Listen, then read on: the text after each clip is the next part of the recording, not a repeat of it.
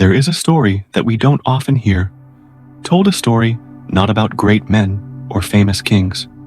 Today's story is about a woman, Maha Pajapati Gotami, who changed not only her own life, but also the history of Buddhism. She was the sister of the Buddha's mother, Maya, and the foster mother of the Buddha, Siddhartha.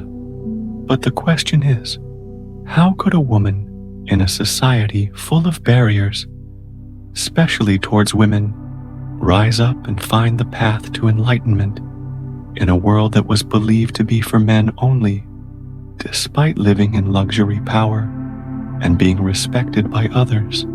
She did not feel completely fulfilled.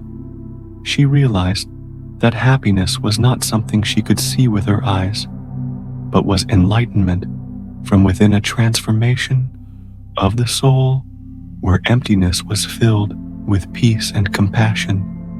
So, what made her decide to leave everything behind, to pursue the path of enlightenment, a path that society at that time did not accept for women?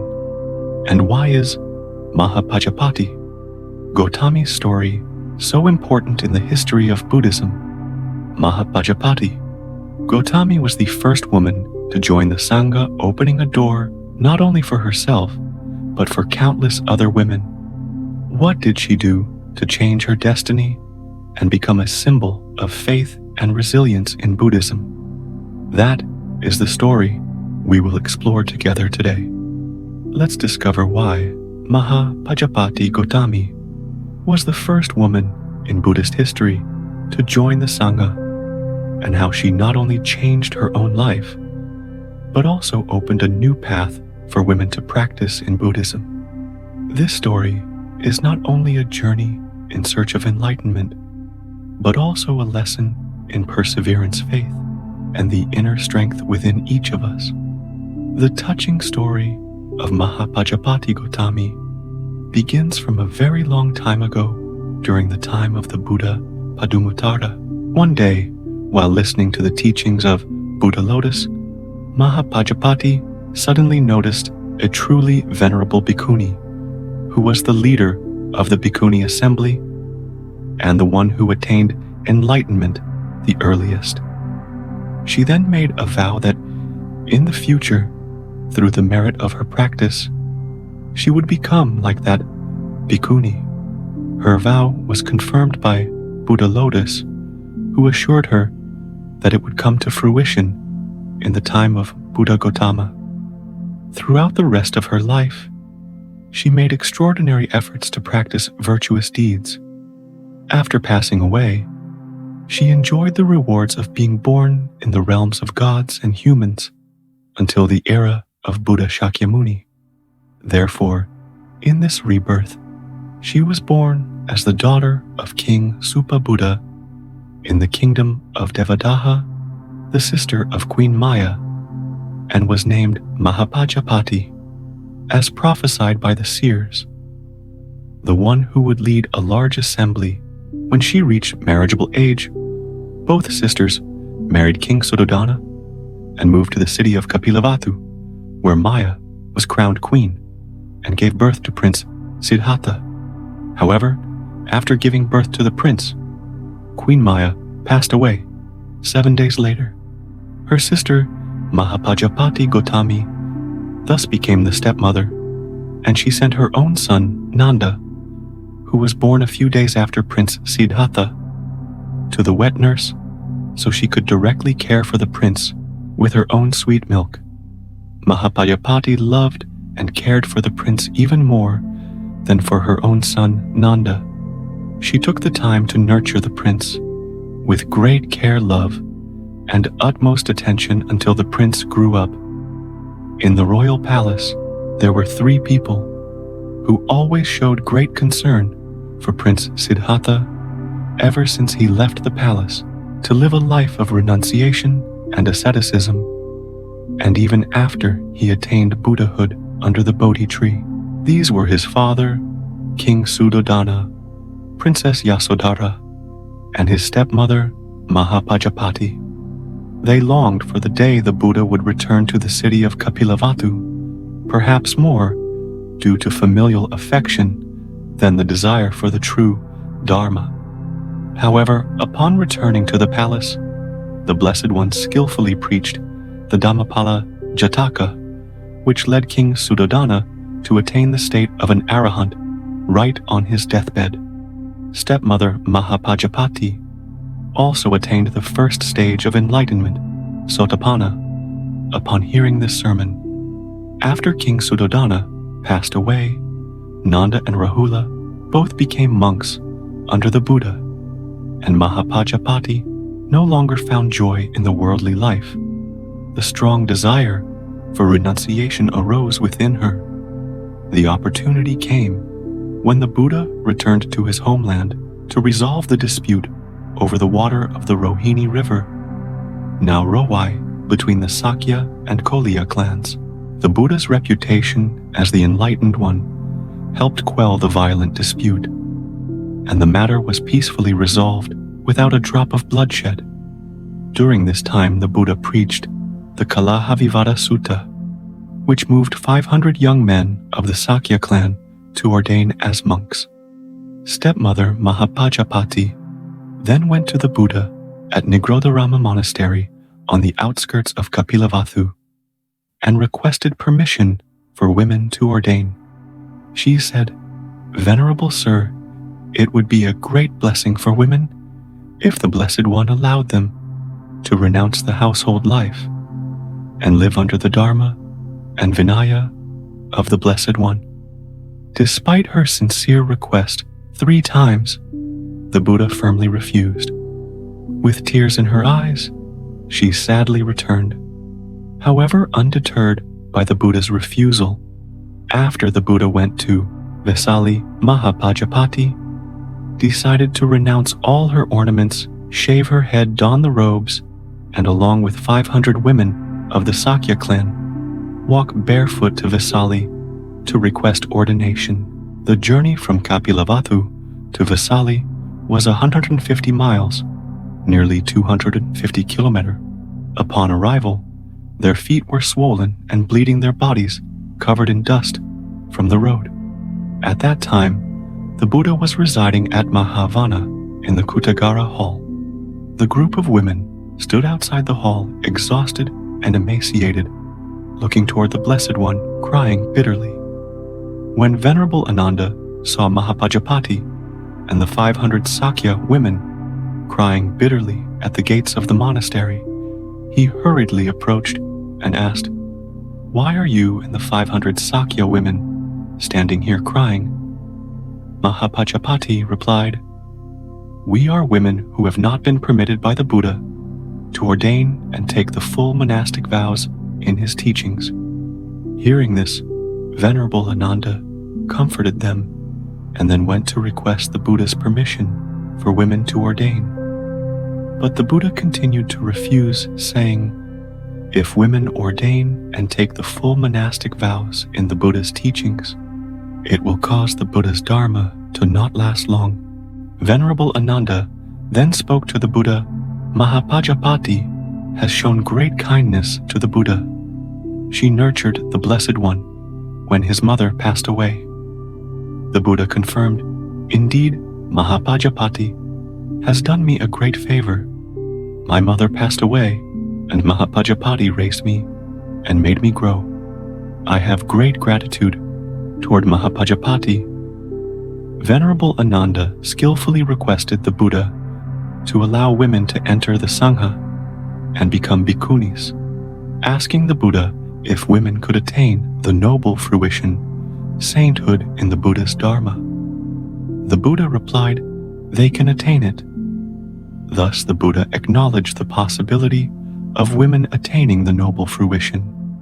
He allowed women to ordain under the condition that they strictly adhere to the 8 Garudamas, 8 rules for bhikkhunis, which are 1. A bhikkhuni, even if she is 100 years old and has received the full ordination, Upasamapada, must greet a bhikkhu, rise before him, bow and perform all the appropriate duties toward him, even if he has just received full ordination that day. 2.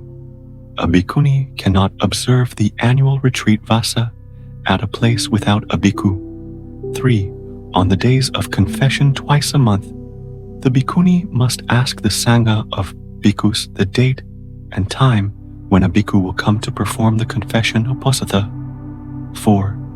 At the end of the vasa, each bhikkhuni must perform the pavarana, invitation for confession, before both the bhikkhu and bhikkhuni sanghas to check if there were any faults in the 3 areas: seeing, hearing, and doubting.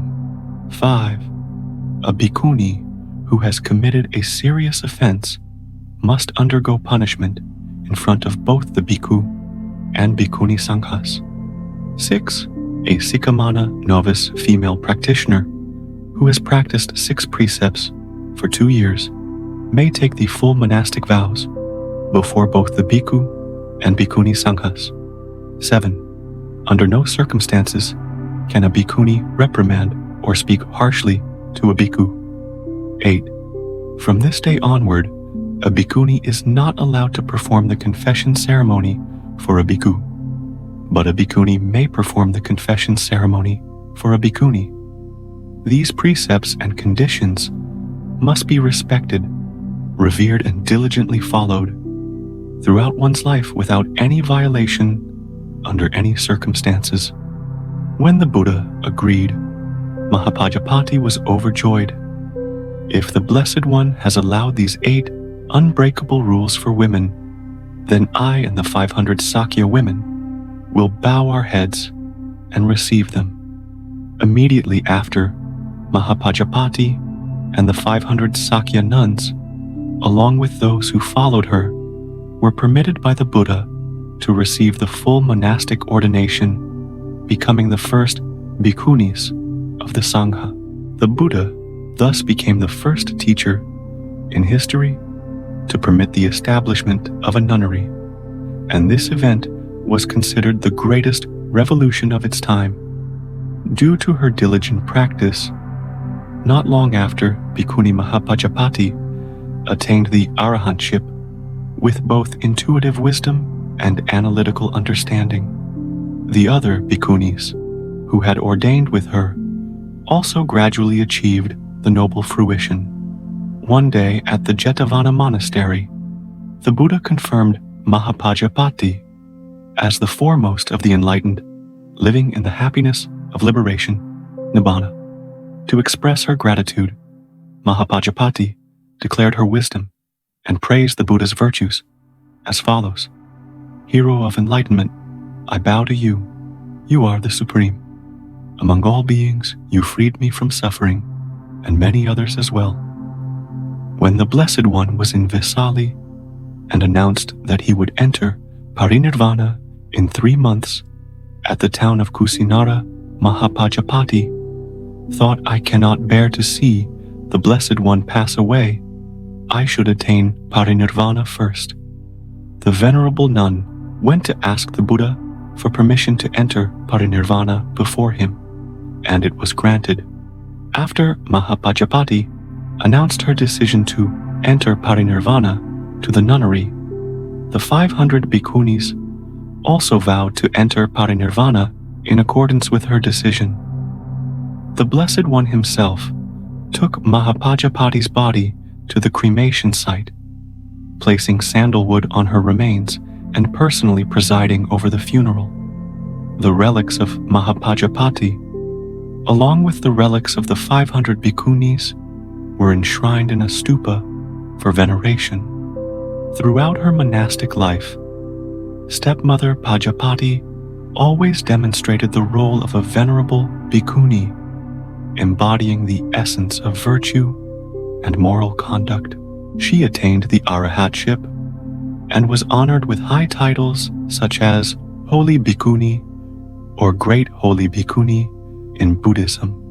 Even the Buddha once praised stepmother Pajapati, saying, "Not only is she a great mother of the Blessed One, a bhikkhuni with many miraculous powers, but she is also the nurturer of the bhikkhuni sangha, caring for it with a heart of compassion, vastness, and with the best experience in leading the nuns. During those days, Bhikkhuni Pajapati had many sayings and verses that were transmitted and remembered, such as, "Venerable, Sir, your Dharma, body grew from the drops of my milk.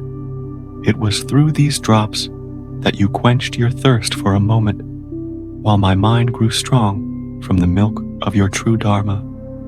Through this milk, I have forever ended all cravings. Children, I am tired of this body. This body is like the dwelling place of a venomous serpent, the home of illness, the house of suffering, the domain of aging and death, full of the dust of affliction, weak and dependent on others. This is why I long for nirvana. Children, please understand. Children, when sorrow arises, it means one has fallen into the trap of evil forces, which should not be the case.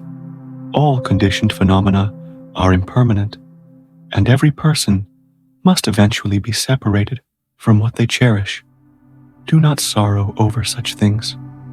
Our eyes will never be satisfied with looking at you. Our ears will never be satisfied with hearing your words, but our hearts are fully satisfied with the taste of your Dharma. Venerable Sir, when you expound the true Dharma to eradicate afflictions for the assembly, those who are fortunate enough to meet, you are called the Blessed Ones. Venerable Sir, those who bow at your feet are called the Fortunate Ones. Venerable Sir, those who hear your marvelous Dharma, which has the power to remove suffering and bring happiness, are called the Fortunate Ones. Thus it can be said that without her determination and unwavering faith in the Buddha and in herself, stepmother Maha Pajapati would not have been able to overcome the many difficulties to officially ordain as a monastic. Naturally, she was not only the first to join the Sangha, but also played a crucial role in building and developing the Bhikkhuni Sangha, as well as helping thousands of women in their spiritual practice. The journey of Maha Pajapati Gotami is a story not only about a courageous woman, but also a testament to the timeless values in Buddhism. Her life is worth reflecting on, and it offers us many valuable lessons, such as the first lesson is perseverance in the face of adversity. She taught us that to achieve great things, we not only need ability, but also perseverance and determination. When we face difficulties in life, whether in work or personal relationships, the most important thing is to never give up. Sometimes, major problems cannot be solved immediately, but that does not mean we should give up. Perseverance is the key that helps us overcome all challenges. Every step, no matter how small, brings progress, and it is these small steps that will lead us closer to our ultimate goal. Remember, perseverance is not just about continuing to act, but also about maintaining faith. Even when you feel that everything is difficult and nothing is changing. The difficult days, though, exhausting, are the times when you grow and become stronger. Remember, patience is not passive endurance, but an understanding that difficulties will pass and you will learn something from each challenge. Every time you persist and move forward, you not only get closer to your goal, but also build a stronger mind that can face any challenge in the future. Lesson 2. Compassion and Wisdom in Action. Maha Pajapati Gotami was not only the foster mother of the Buddha, but she was also a model of boundless compassion. She always saw the value in every person and helped them with patience and profound understanding. Once a young novice in the Bhikkhuni Sangha of Maha Pajapati Gotami felt very sad and disappointed because she couldn't control her mind. She had tried many meditation techniques, but still couldn't escape negative thoughts and the emptiness she felt in her heart. She felt she wasn't capable of practicing, and she began to doubt the path she had chosen. The novice went to Maha Pajapati Gotami, whom she always admired as a shining example. Gotami saw the sorrow in her eyes and gently invited her to sit beside her. The novice shared all her anxieties and the challenges she faced on her path. She said she felt incapable of progressing and even considered giving up. After listening, Gotami smiled gently and said, "You know, all practice requires time and patience. Sometimes on the path of practice, we cannot see results immediately. However, the important thing is to persist and have compassion for yourself." She continued, "You think that meditation is just to calm the mind, but meditation is also a way to understand your true nature. When you can't control your thoughts, don't worry or judge yourself. See it as an opportunity to understand your mind and emotions better.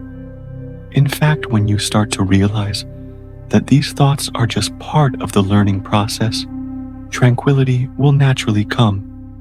Gotami taught the novice that compassion is not only for others, but first and foremost, it is for yourself. When you can forgive yourself, you will experience deep peace. In life, we can learn a lot from her about how to treat others, especially when they are facing difficulties. Compassion is not just simple empathy. It is a deep understanding of the pain and suffering others are going through. It is not only about putting yourself in someone else's shoes, but also about recognizing their circumstances clearly and non-judgmentally. When we truly understand the pain of others, compassion becomes an active act, a real support, not pity, but help with the intention of bringing peace and liberation to them. Furthermore, compassion helps us act wisely and rightly because we are not reacting emotionally, but can make wise and effective decisions in supporting others. Compassion does not mean we always have to solve their problems, but sometimes just listening, sharing, or offering gentle advice is enough. Understanding and compassion also help us not to get caught up in the emotions of others, allowing us to maintain calmness and clarity, helping the other person feel supported without being overwhelmed. Therefore, compassion is not just a virtue, but a powerful tool that helps us become better friends and reliable companions in the lives of others. It helps us build strong relationships and create a safe and loving space for everyone around us. Compassion combined with wisdom is a great source of strength to face all the difficulties in life. Lesson 3. Enlightenment in the present moment. Maha Pajapati Gotami realized that happiness and fulfillment are not things we seek far away. Enlightenment comes from being present in each moment, from realizing that we are already enough. She lived fully in each moment, and in doing so, she found true peace and happiness. Once on a quiet morning, at the nunnery, Maha Pajapati Gotami meditated under the shade of the Bodhi tree. The surroundings were so peaceful that the only sounds heard were the birds singing and the gentle breeze blowing. She was enjoying this moment, yet a deep concern arose in her heart. Throughout her life, she had faced many great challenges, from leaving the palace, to join the Sangha, to fighting for the rights of women in Buddhism. Despite achieving many successes, she still felt that something was incomplete. She had always been searching for enlightenment, always wanting to attain something great. But today, a different feeling appeared within her. She suddenly realized that the enlightenment she was seeking was not something distant or difficult to attain. It wasn't a future goal to wait for, but the realization in every present moment. She realized that while she had always been racing against time, always thinking about the future and things that hadn't happened, a moment of stillness and presence in the now brought her the peace she had been searching for. This feeling came naturally, as if everything were already perfect at that very moment. She realized she was not lacking anything. The worries about the future, the endless desires gradually faded away. She understood that true happiness is not something we need to search for or attain, but an awareness of the fulfillment right in the present moment. When she stepped out of the garden, she saw the other nuns diligently practicing. She smiled, feeling grateful that every present moment is an opportunity to practice to live in the fullness of the soul. She no longer sought happiness elsewhere, but simply lived fully in each moment, finding true enlightenment and peace. In an increasingly busy world with pressures from work, family, and society, we are often caught up in the cycle of never-ending goals. We race against time, always thinking that happiness will come when we achieve this or that, forgetting that true peace and happiness are already present in the current moment. Living fully in the present is not a distant or theoretical concept, but a choice that can be made today. Instead of worrying about what hasn't happened or being obsessed with the past, take a moment to feel your presence in this moment. A deep breath, a gentle smile, a kind gesture toward a loved one, or a soft step on the familiar path is enough to feel the fulfillment and peace from within. We need to learn how to cherish the simple things in life. Happiness is not a distant destination, but a state of awareness. When we know enough and learn to feel each moment, we realize that happiness is not something we need to search for, but something already present within each of us. When we stop chasing after endless lofty goals, we will understand that happiness comes from the peace in each breath, in each simple moment of life. At that point, we no longer feel lacking because we have found completeness within ourselves. Happiness is not something we must conquer, but something we need to recognize and appreciate in the present, in the simple moments we are living. Take a moment in this busy life. Breathe deeply and feel the peace in each moment. Only when we live fully in the present can we truly find the fulfillment and happiness we have always longed for. The final lesson. She taught us living with gratitude. Maha Pajapati Gotami always reminded her disciples about the importance of gratitude, not just towards the Buddha, but also towards everything life has offered. She taught that enlightenment cannot be attained if we do not live with gratitude in every moment. Gratitude is not merely an attitude of thankfulness for what we have, but a way of life. When we are grateful, we realize that everything in life, even the smallest things, holds value and can fill our hearts. A beautiful morning, a warm meal with family, or simply a gentle breeze passing by can become a source of inspiration and joy if we know how to recognize it. When we live with gratitude, we no longer chase after things outside of ourselves, nor do we dream about a distant future. Instead, we find joy in the present moments. This doesn't mean we stop having goals or dreams, but rather that we understand that happiness does not come from acquiring what we lack, but from recognizing the fulfillment in what we already have. Gratitude allows us to live fully in each moment, creating peace in our hearts and connecting us with others through sincerity and love.